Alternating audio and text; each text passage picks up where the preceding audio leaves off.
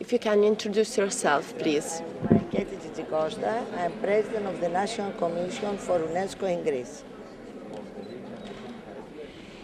Yesterday, the World March for Peace and Nonviolence arrived just here in Saloniki.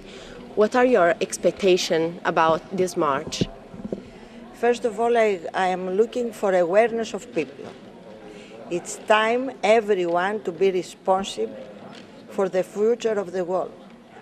We are not waiting only from politicians or administration. We should be responsible citizens and start now, not tomorrow, now.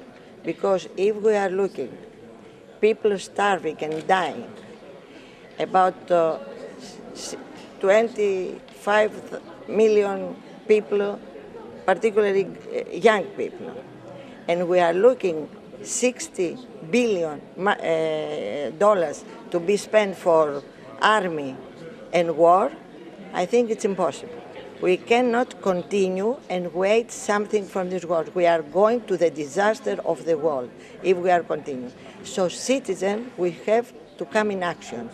We have to speak one to the other and feel what as citizens we can do. A conference will start in a few minutes and you will introduce all the speakers.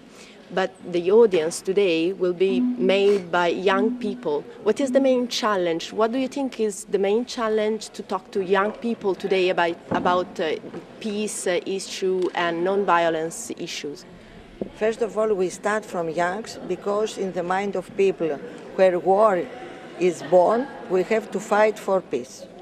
So we have to start for the new generation, who are the generation coming, people coming, the future of this world.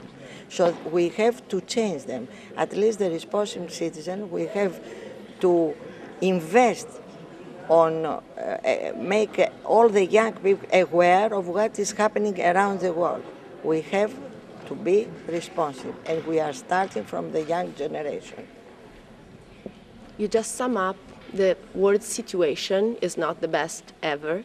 So what do you think that is the gap in UN? What do you think that UN has to do more to improve and develop peace on the world?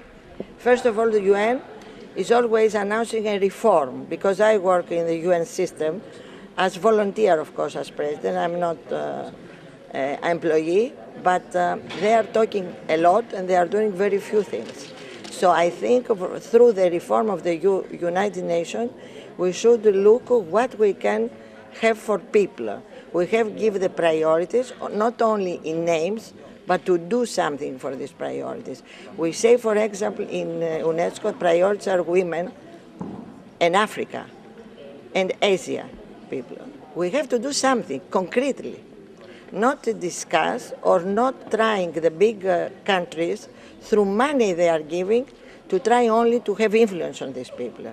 They have to love people and to come and do things closely and all together. This cannot be through a very, let's say, poor united system. We have to enforce the united system in this direction. Can you just send a greetings to the world marchers? Of course. I think we are going to be the winner at the end. And we have to march and to remarch and to do and to announce and to shout to people about our aims and about our goals.